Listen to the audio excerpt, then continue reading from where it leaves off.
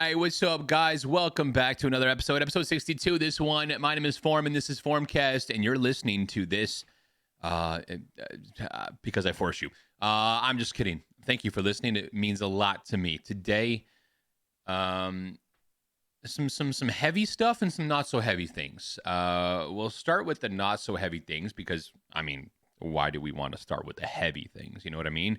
Those are the real life things that are happening behind the scenes that not everybody understands and knows exactly how they feel and how they go. So let's start with something nice and easy. And listen, if at any point in this podcast I sound like crap, it's my microphone's fault. I'm in the middle of trying to figure out how to get my microphone fixed because the wire is all broken. So sometimes it picks up my voice and sometimes it doesn't. And sure, SM7Bs are approximately 540 Canadian dollars. Yeah, can't just go buy a new one. So we figured it out. Anyways, not so heavy things. Gaming. Absolutely. First off, blessed and grateful that this game was gifted to me recently by a community member. But also very surprised that I'm enjoying it as much as I thought. And I'll tell you exactly why I do. If you haven't heard of it, HELLDIVERS 2 is a game that came out just a couple weeks ago and is taking a lot of people, myself included, by storm.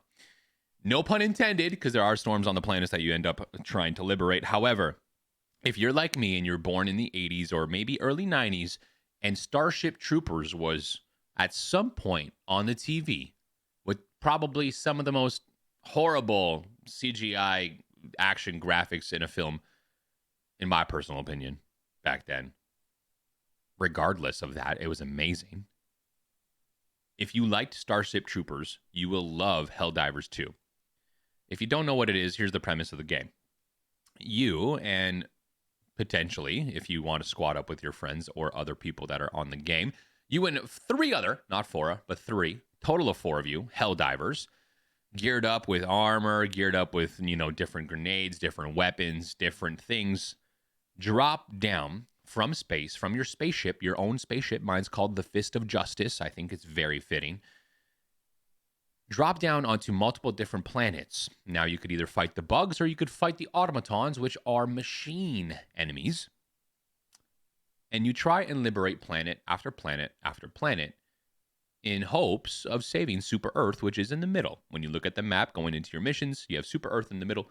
You have the bugs on the right, the robots, the bots on the left. And you can see what needs to be liberated, how much has been liberated, and you just do your best. You do your best. You go in, you complete objectives. You put different satellites. You send rockets up. You destroy things, destroy nests, all these things. Part of the game also, which I think is really cool, are called stratagems. Stratagems? Strata things. And you could select a few of them as you go. You could purchase more as you go, as you gain, coins, and as you gain the ability to purchase things and level up in the game.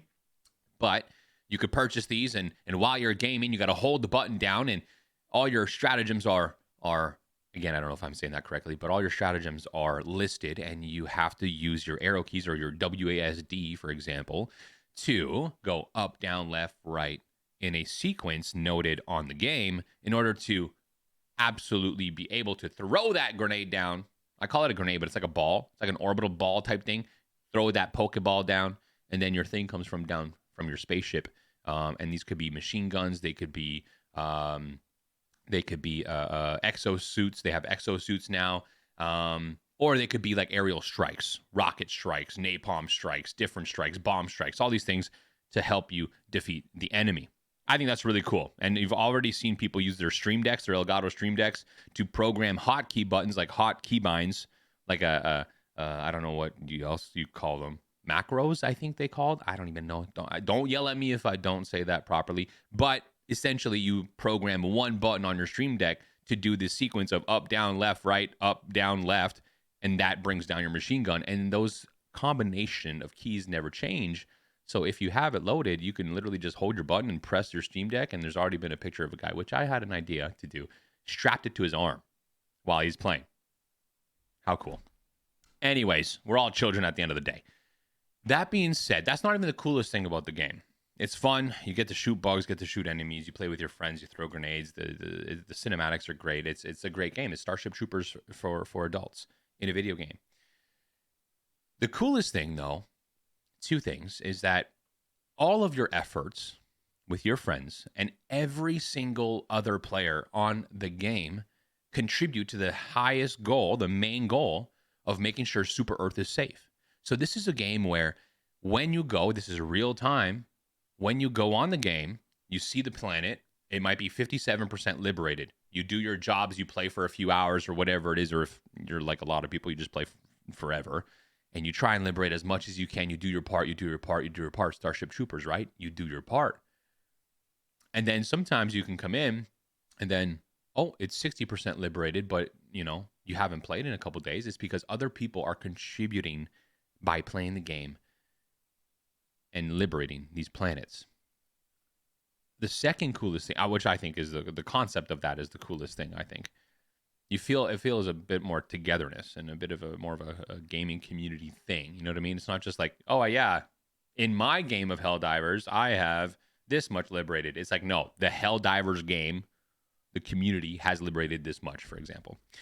The other coolest thing is that not long ago, they revealed, I should say, that there is a Grand Game Master. I forget his name. Joey? I don't know. But Joey, Larry, Gary, whatever his name is up in his office at headquarters for Helldivers 2, and he is actually actively in real time changing things in the game to make it harder, to make it less hard, to change things here with the bugs, the bots, the enemies.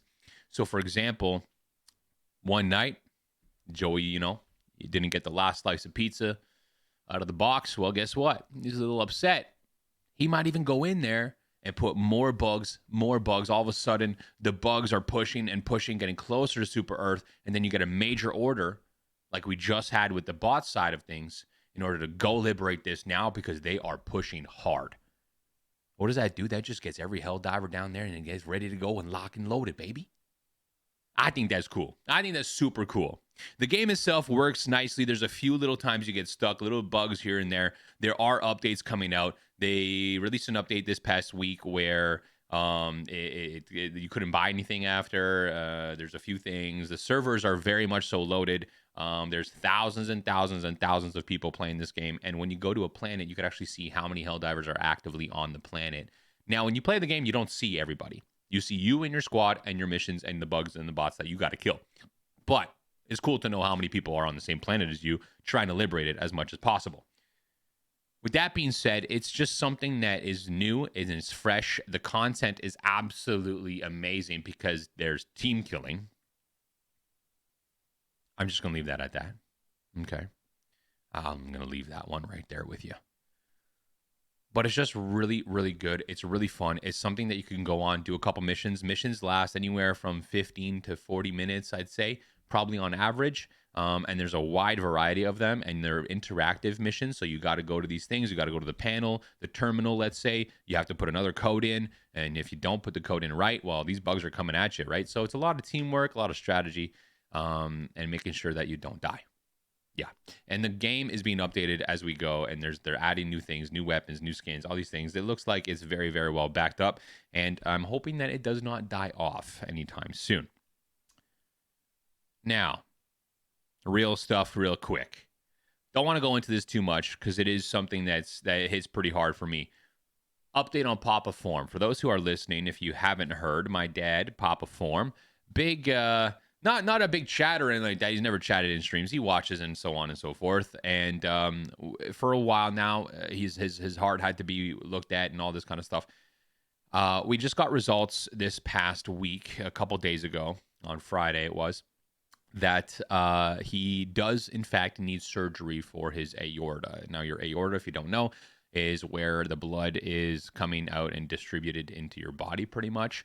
And if that picture a tube with a balloon in the middle of it, and if the balloon goes big, well, it's obviously getting thinner and thinner, and it could rupture. Now, if the aorta ruptures and it's carrying blood, you can only imagine where the blood flow, it literally goes inside of your body.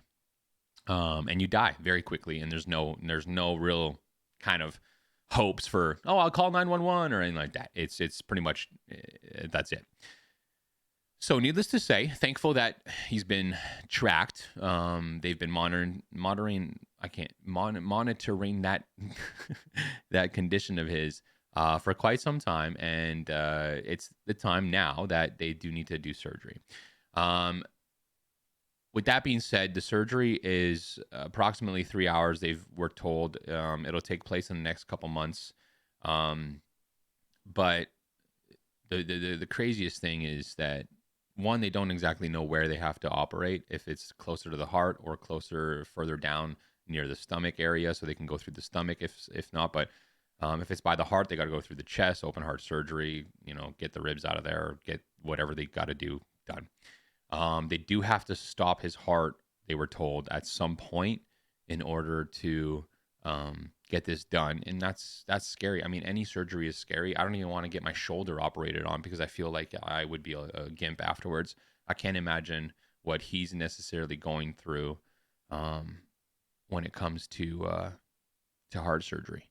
And I'm already getting emotional talking about this, so I'm not going to talk about it too long on the podcast here. But I went over there to do homemade pasta. We made homemade pasta on Friday together. We made some gnocchi, and he just seemed really proud of my abilities to do things that, to be honest, I should have started a long time ago. But as an adult, I was like, it's time to get some traditions in and know how to do these things and learn, because, when they get older, they can't do it all themselves, right? So, but needless to say, getting that news and being there and trying to put a smile on, and just in the back of my head, always thinking, like, what if I lose my dad? Like, he's been there through everything, hockey practices, life things, teaching me things.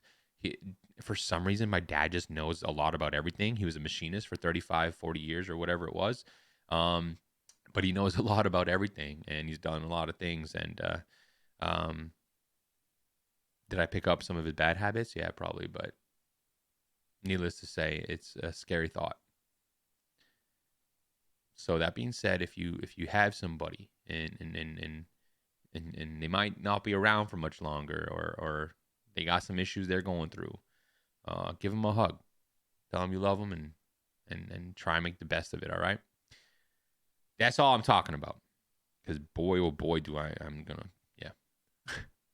But hey, these podcasts are to be real, to get things off my chest sometimes. There's a lot I like to get off my chest, but I tend to keep it to myself still. I don't want them people kind of hunting me down, Needless to say, thank you so much for listening. I really appreciate this one. I know I didn't talk a lot about my dad there, but yeah, it's hard. We'll catch you next time, guys. Thank you for listening. Cheers.